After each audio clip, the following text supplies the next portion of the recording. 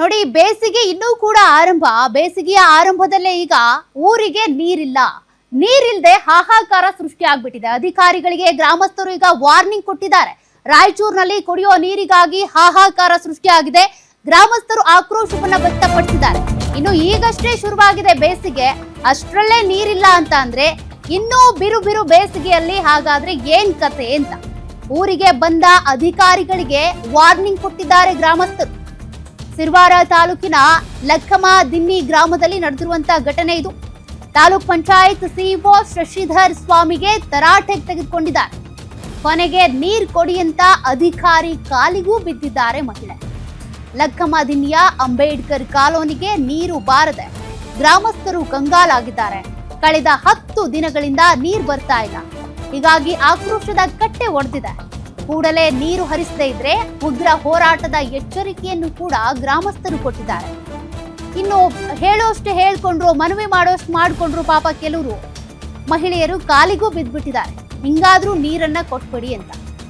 ಇಂಥ ಅವ್ಯವಸ್ಥೆ ಯಾಕೆ ಅಂತ ಜನಪ್ರತಿನಿಧಿಗಳು ನೋಡಿ, ಈಗ ಎಲೆಕ್ಷನ್ ಇರೋ ಟೈಮಲ್ಲಿ ಬರ್ತಾರೆ, ಕೈಕಾಲು ಹಿಡಿತಾರೆ, ವೋಟ್ ಮಾಡಿ ಅಂತಾರೆ.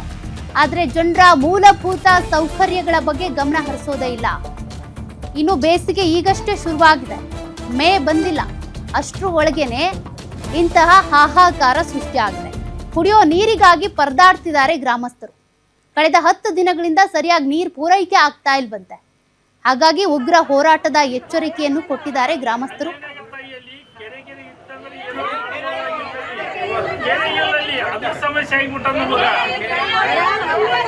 ಸರ್, ನೀವೇ ಒಂದು ಕೆರೆ ವ್ಯವಸ್ಥೆ ಮಾಡಿಕೊಡ್ರಿ. ಅದ್ರಾಗ ಏನಾದ್ರು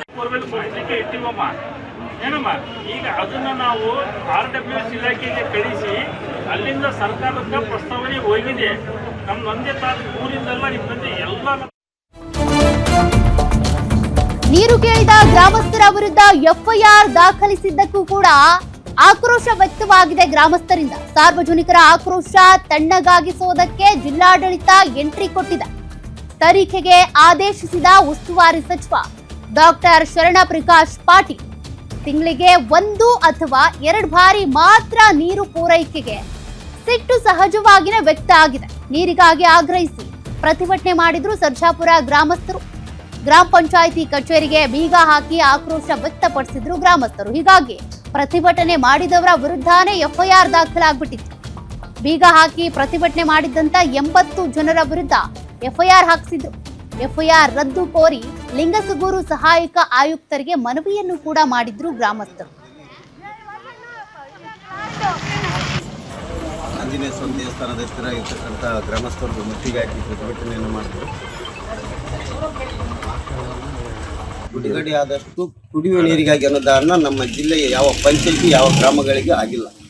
ಆದರೂ ಕೂಡ ಅಧಿಕಾರಿಗಳ ಬೇಜವಾಬ್ದಾರಿತನ ಮತ್ತು ದಿವ್ಯ ನಿರ್ಲಕ್ಷ್ಯ, ಜನಪ್ರತಿನಿಧಿಗಳ ಏನೊಂದು ಮಲತಾಯಿ ಧೋರಣೆಯಿಂದ ಸರ್ಜಾಪುರ ಗ್ರಾಮದ ಕುಡಿಯುವ ನೀರಿನ ಸಮಸ್ಯೆ ಸ್ವತಂತ್ರ ಸಿಕ್ಕು 70 ದಶಕ ಕಳೆದ್ರೂ ಕೂಡ ನಮಗೆ ಸಮಸ್ಯೆಗಳಿಂದ ಹೊರಬರಕ್ಕೆ ಸಾಧ್ಯ ಆಗಿಲ್ಲ. ಹಲವಾರು ಬಾರಿ ಇದರ ಸಲುವಾಗಿ ಸರ್ಜಾಪುರ ಗ್ರಾಮದಲ್ಲಿ ಹೋರಾಟಗಳಾಗ್ಯಾವ.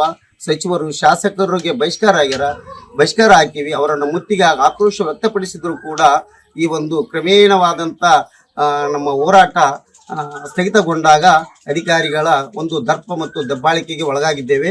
ಈ ಒಂದು ರಾಯಚೂರು ಲಿಂಗಸೂರು ಮುಖ್ಯ ರಸ್ತೆಗೆ ಹೊಂದಿಕೊಂಡಿರ್ತಕ್ಕಂಥ ಈ ಗ್ರಾಮದ ಸಮಸ್ಯೆಯನ್ನ ಅಧಿಕಾರಿಗಳು ಕುರುಡುತನ ಪ್ರದರ್ಶನ ಮಾಡುವುದರ ಮೂಲಕ ನೋಡದೇ ರೀತಿಯಲ್ಲಿ ವರ್ತಿಸಿ ಈಗ ಈ ಸಂಬಂಧಪಟ್ಟಂಗೆ ಪಂಚಾಯತ್ ಅಭಿವೃದ್ಧಿ ಅಧಿಕಾರಿಗಳಿಗೂ ಗಮನಕ್ಕೆ ತಂದಾಗ ನೀವು ಮನೆ ಟ್ಯಾಕ್ಸ್ ಅನ್ನ ಪೇ ಮಾಡ್ರಿ, ಆದ್ರೆ ನೀರು ಕೊಡ್ತೀವಿ ಅಂತ ಹೇಳ್ತಾರ. ಟ್ಯಾಕ್ಸ್ ಪೇ ಮಾಡಿದಾಗ ನೀವು ಅರ್ಜಿ ಕೊಟ್ಟಿರೇನಂತ ಕೇಳ್ತಾರ.